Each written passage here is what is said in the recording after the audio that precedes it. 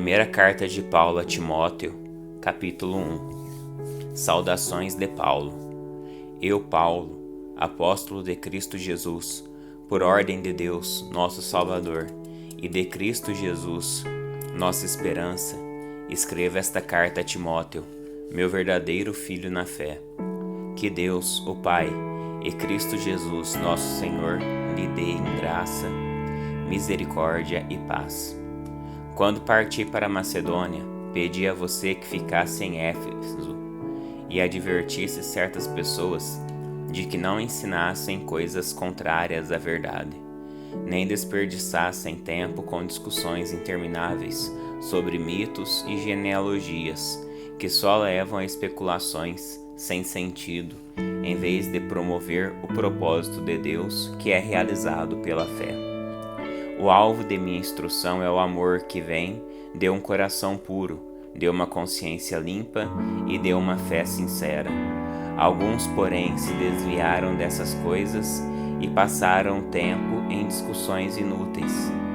Querem ser conhecidos como mestres da lei, mas não sabem do que estão falando, embora o façam com tanta confiança. Sabemos que a lei é boa quando usada corretamente, pois a lei não foi criada para os que fazem o que é certo, mas para os transgressores rebeldes, para os irreverentes e pecadores, para os ímpios e profanos. Ela é para os que matam o pai ou mãe ou cometem outros homicídios, para os que vivem na imoralidade sexual, para os que praticam a homossexualidade e também para os sequestradores, os mentirosos, os que juram falsamente ou que fazem qualquer outra coisa que contradiga o ensino verdadeiro, que vem das boas novas gloriosas, confiadas a mim por nosso Deus bendito. Agradeço àquele que me deu forças, Cristo Jesus, nosso Senhor, que me considerou digno de confiança e me designou para servi-lo, embora eu fosse blasfemo, perseguidor e violento. Contudo, recebi misericórdia, porque agia por ignorância e incredulidade. O Senhor fez sua graça transbordar e me encheu da fé e do amor que vem de Cristo Jesus. Esta é uma afirmação digna de confiança e todos devem aceitá-la. Cristo Jesus veio ao mundo para salvar os pecadores, e eu sou o pior de todos. Mas foi por isso que eu, o pior dos pecadores, recebi misericórdia, para que assim Cristo Jesus mostrasse quanto é paciente.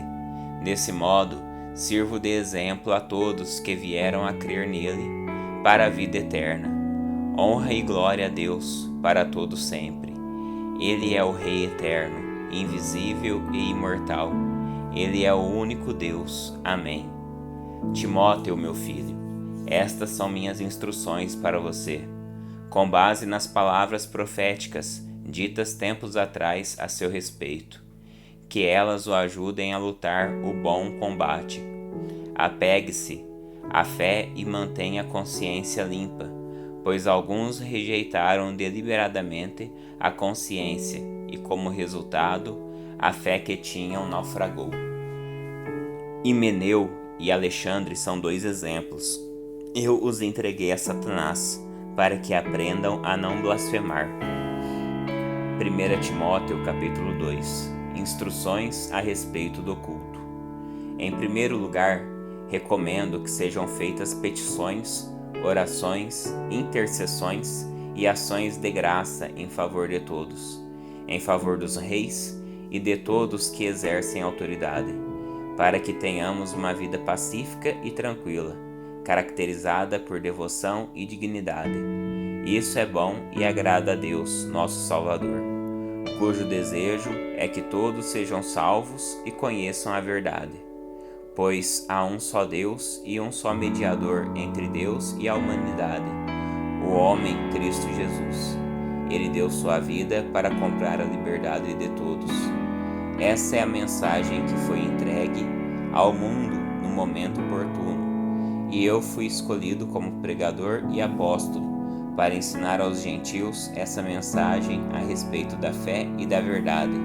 Não estou mentindo, digo a verdade.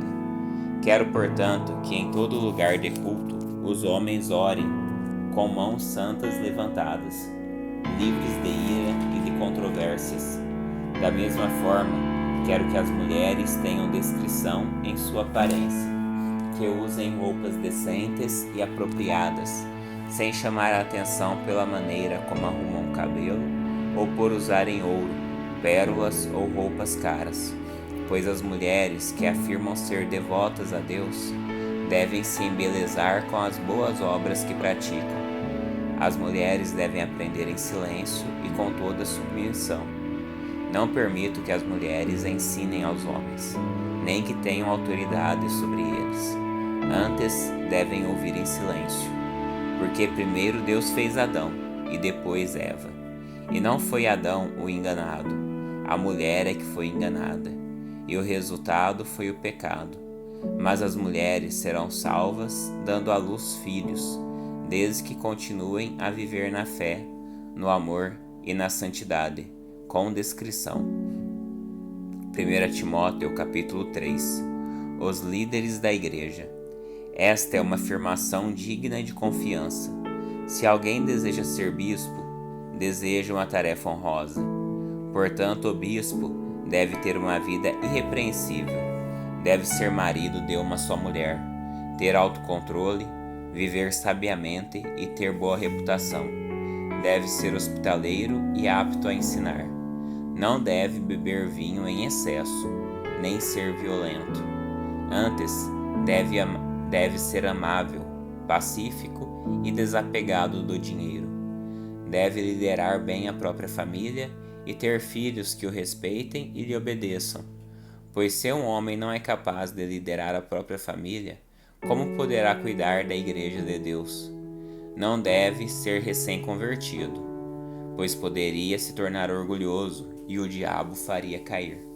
Além disso, os que são de fora devem falar bem dele, para que não seja desacreditado e caia na armadilha do diabo.